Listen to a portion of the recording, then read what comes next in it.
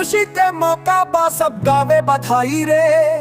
बेटा के बिया भइल खुशबू भरल पुरवाई रे।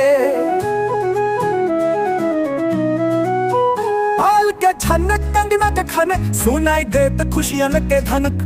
बाबूजी के आंख में आंसू चमके सपना के फूल आज सच सजे। हो बधाई हो बधाई हो बेटा के बिया में बधाई हो।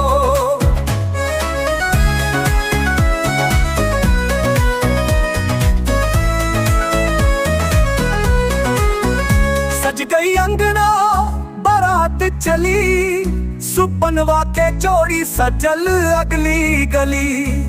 कन्या के रूपवा जैसन चमके चंदा देखी सब बोले वाह वाह रे अजब बंधा।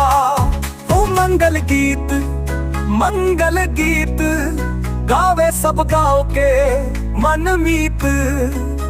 माई के गोदी बाबूजी के कंधा भरल बा खुशियाँ सब झूमत बा बंधा। दुगो दिलवा अब एक हो गईल ई बंधन के नेह अमर हो गईल।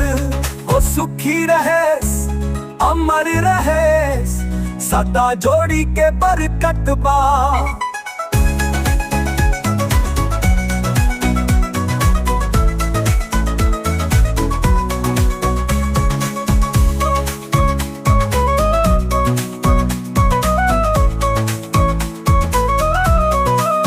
संपूर्ण परिवार के बधाई बा। नया जीवन सुखी रहे इहे मनाई बा। हो बधाई हो बेटा के बिया में बधाई हो। हो बधाई हो बेटा के बिया में बधाई हो।